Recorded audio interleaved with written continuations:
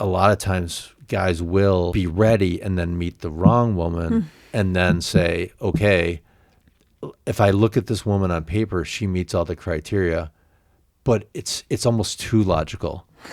Do you know what I mean? There's not enough feeling involved in it. And so they go along with that. And then it's one of those things where, they end up in a dead bedroom, or they end up in a situation where, they don't even like the same TV show. So they'll watch, in different rooms at night.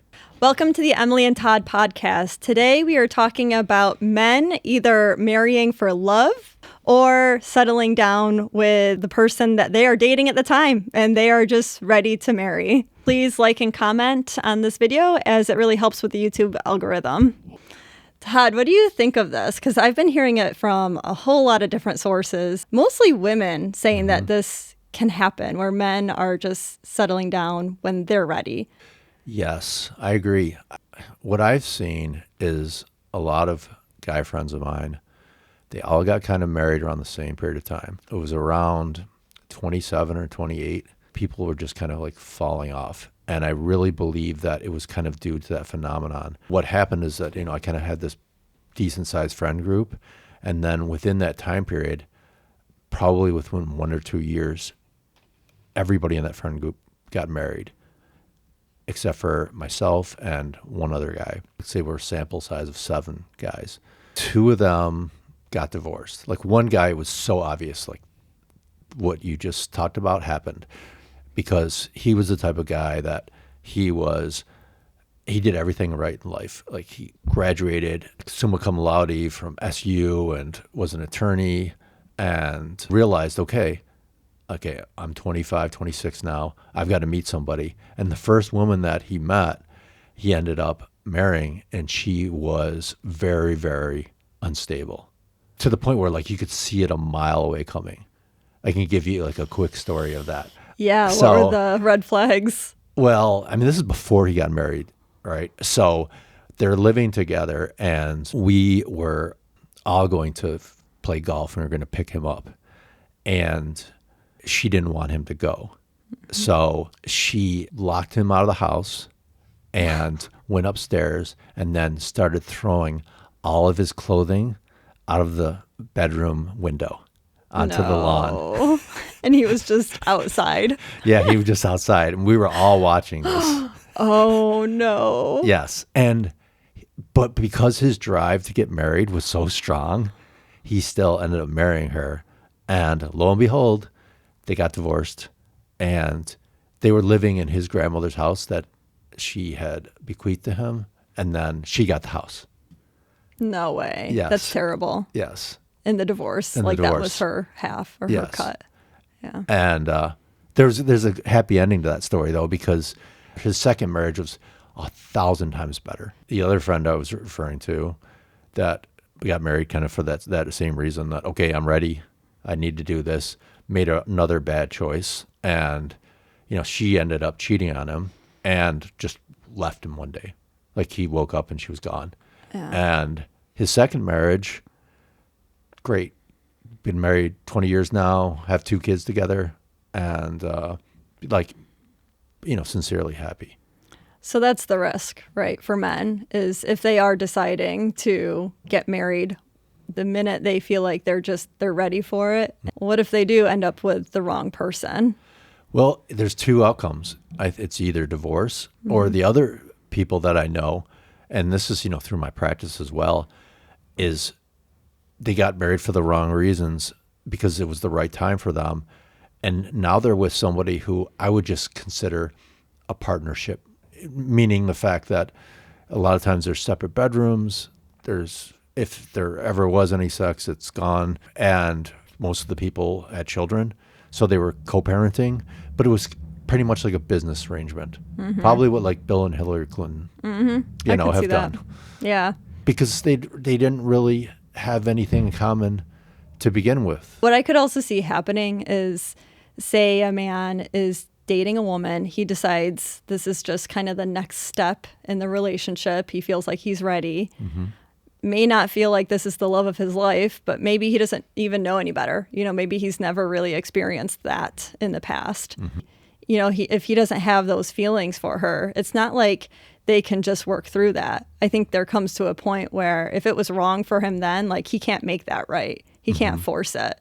It's really difficult for men to actually even meet a woman now.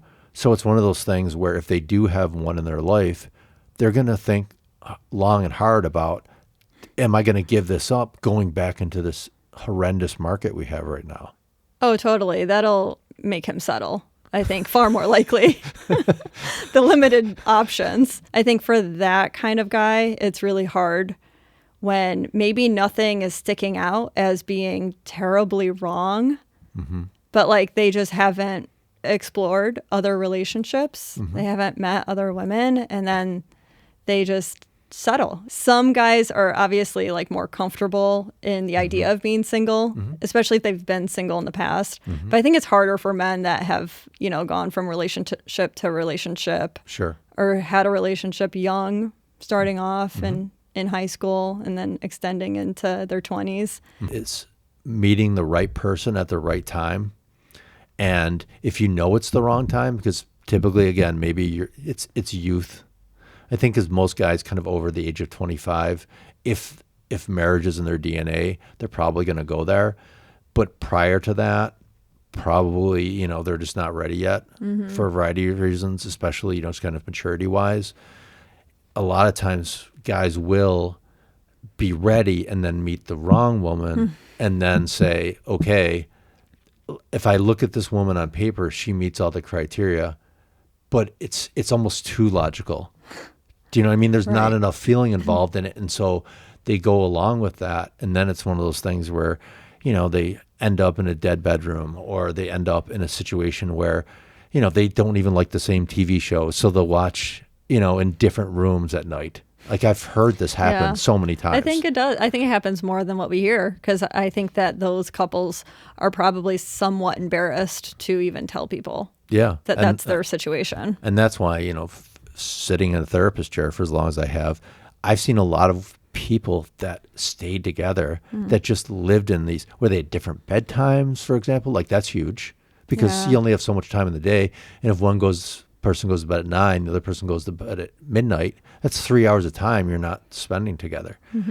And so it's something that I think it's so important to really vet and say to yourself, okay, if I'm going to go down this path, I need it to be as great a fit as possible. And if not, then I need to either be comfortable in being single, or, you know, wait for the right person to come along. But I think our society, and it's getting better, has so much stigma about being single. That outside pressure, I think, is also another force which guys will get married then.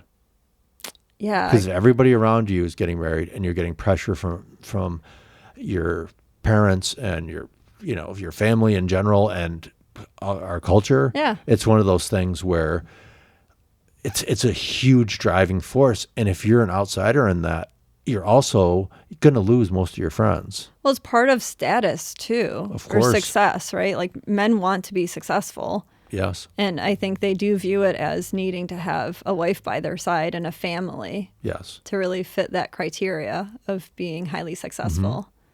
But I would argue the point that I would rather be single and, you know, have the opportunity to meet a lot of different women potentially, versus being in an unhappy marriage. I've heard from men say that my love was 20 years ago, you know, and I lost my chance with her. So yes, I agree with that. But here's where I disagree, because I hate that saying, the love of my life. Because I think the reality is that, and this is something my dad taught me really young, which I really believe in, is not having oneism. Because I think the reality is that, you know, in our area right now, I bet there's probably 10,000 men that you could have a really good relationship with. It would look very different from each other potentially, but I don't think that there's just one person. I think that there's almost 8 billion people on the planet.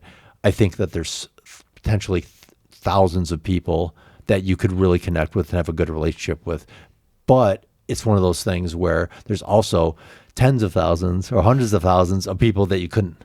So it's kind of finding, you know, that group of people, but just kind of getting away from that mindset of having, I have to, that one person. But that's why I think it's so important to be critical about, romanticizing those situations. The reality is, I think that if they got away, it probably wasn't a good fit. You think so, even if it is like, you're young and the timing just isn't right? First of all, I think that, and this is, maybe a little bit controversial, especially what's going on right now, but I don't think most people should get married until they're over 25. Yeah. Well, because of brain development, right? For one, and maturity. And, if you look at the divorce statistics, if it's under 25, it's 70%. Believing that there's just a one and only, or not believing that. Like, I believe that there's more than one person that's out there that's meant for you, more than just one soulmate. But I think that what matters more is the story that you are telling yourself. So, if you're a man and you're in your late 20s and you are thinking about that woman in the past that you dated, as you're trying to date other women, like that, it's a hiccup in the road, like that you need to take care of. I think either breaking it down and remembering all the negatives, right? And not just the positives, and getting out of that romanticizing. Or you reach out to her. Like if you really cut down to believing in your core that this is the person. Yeah, you got nothing to lose. Give it a shot. Give it a shot. And then at least like if she says no, then, it's almost, then you can take it as like a death. Like you can, this is a no, this isn't going to ever happen. Grieve it. Move on. Yeah. Or if it does work out in short term, but not long term, you gave it a try. And then it's one of those things where, but I typically really believe that, there are some circumstances, again, typically ties to kind of youth, but I think that most men kind of have to sow kind of some of their wild oats. And nowadays, women are doing it. I think it's extreme, but it's something where if you don't do that, you're always going to be kind of wondering, what did I miss out on? And so I think you should do that for a short period of time just to get to know yourself. And I'm not talking about hookup culture necessarily, but just kind of dating different people, maybe living in different cities, even, trying different careers. I think that is a difference right there between men and women, because men, I think I agree with you. Like they can benefit from doing those things and sowing their wild oats, but I don't think women necessarily need to do that. Okay. I think that like having relationships is still good for them, sure. Because they're learning how to be in a relationship and learning communication and compromise. But I think that it's harder on them when they emotionally invest in somebody and that relationship doesn't work out. Or if it's potentially, it becomes toxic, and they stay in it, just to be in that relationship. So I think that women should be more cautious with that. And it would probably serve them to either be in a healthy long-term relationship or remain single and not necessarily like jump from one person to the next. Yes. I think it's more difficult for them. Yeah, absolutely. Why do you think that is? I think a couple reasons. Like, I think that women mature faster, right? True. I mean, you can speak to that. Yeah, no, I just read a study that said, or I think it was a second grade girl, so like a 7-year-old girl, has the equivalent maturity of a 24-year-old male. Oh my gosh. That's wild. That explains a lot. Yes. And so there's definitely a divide. I knew there was a divide before, but not to that extent. Yeah. Wow. So I know it's hard to even get your mind around that. I know that's a bigger difference than I even had in my head. But and maybe it wasn't just overall maturity, it was a part of maturity, but it was definitely like as far as brain development, that was what the findings were. Yeah. Which says a lot. I think that the other reason can be, I think that it's easier for her, right? She doesn't have as many barriers, I think, or pressure on her to necessarily develop the career or even, get the full education, there's less of that pressure to be in that exact right spot. So she's just going to be ready, more likely at an early age. Tying it all the way back to the beginning, being selective about, is this person compatible with me as far as, do I really have a good connection with them? And because I think you figure out the rest of the stuff. Oh, yeah. Do you think that men struggle with, like, say they have two women that they feel like they have a connection with, but then, like, with making a decision as to which one that would be? Or do you feel like that rarely happens? Oh, geez. I think that rarely happens. Yeah. I mean, like, again, unless you're getting into like a fair territory, because then I think a lot of guys will compare and contrast at that point. But it's something that I think, especially nowadays, a lot of men don't have those options. Well, that's the thing. Like, I'm thinking back to this was years ago, an old friend of mine started dating another friend. Okay. But I overheard a conversation late at night one time where this guy friend was talking to another guy saying that he initially had a lot of feelings and had wanted to go after a different girl than his current girlfriend. Okay. So like he was in that situation where he had two women, but one that he preferred, it seemed, at the time.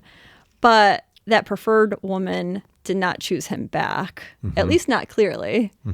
And so he went for the one that was actually paying him attention and choosing him back. And then he developed into a relationship with her. And he was saying that, like, he was kind of talking about the initial girl that he was really interested in a very positive light, almost making it seem like he still would potentially, drop his girlfriend and go for that initial girl. But then he kind of also said, well, my girlfriend really makes me into a good man. She's good for me. And so I thought back to that because I feel like maybe in a way that's quote unquote settling, but like in a healthier way, because of course you need that person to choose you back.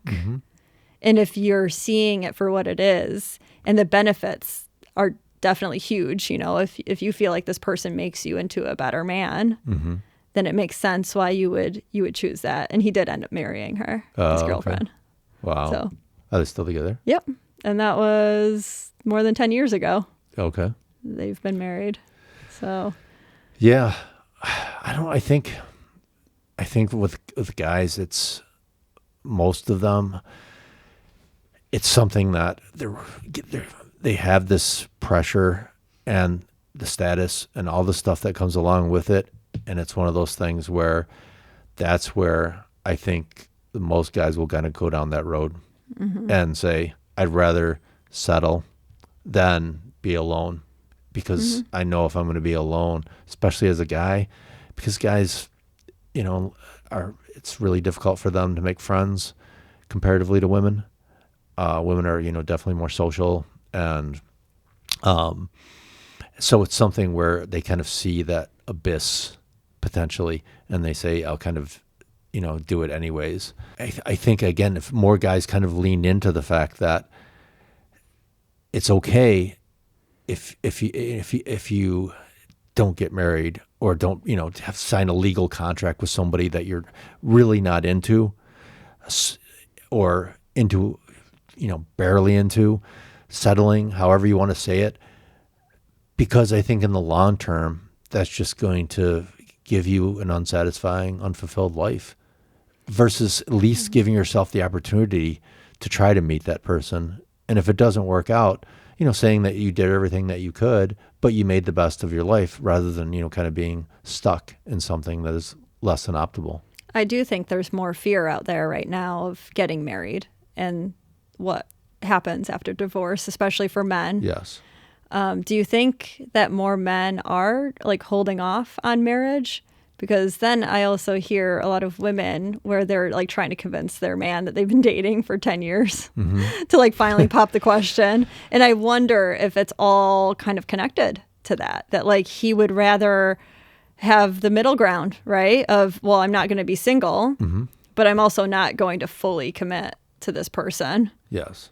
And I wonder if like women should probably see that as it is and understand that that's because, you know, he's just not ready to commit. Yes.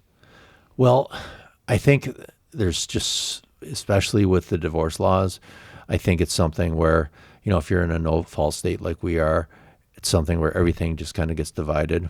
You know, even with prenups, a lot of times they're not, you know, because I've seen so many cases where if both parties were working, but the guy ended up making more, he would end up paying for both attorneys, and they would just elongate this as long as possible to, you know, get money out of both of them. It's just a very scary proposition to have built a certain amount of wealth in your life, and then all of a sudden, you know, that to be gone. You know, the ideal middle ground in a way is kind of being with someone but not having that contract.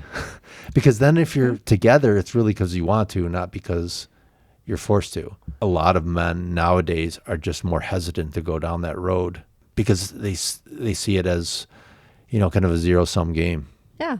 It's not a bad thing to really go at it in that way, because then if a woman that you're with like actually does convince you in all the right ways to marry her, there's probably something to be said about that. You know, like if you're going into it with that caution and hesitation, but like that relationship actually convinces you that this is the right thing, it's probably because that connection is so strong. I don't think that anybody should even consider getting engaged until they've been together at least minimum a year. Oh, I think so too. Probably longer. I think ideally 2 years. Yes. I think I watched somebody speak on like the honeymoon phase and how it technically really doesn't end until year 2. And I totally believe that. Yeah, I believe that as well. So I think that, and if you're going to make a commitment, that's the time to do it, because you've realized that there's that drop off, and then you're ready to say, okay, like I really care about this person and I see a future with them, because I don't get butterflies every time I see them anymore.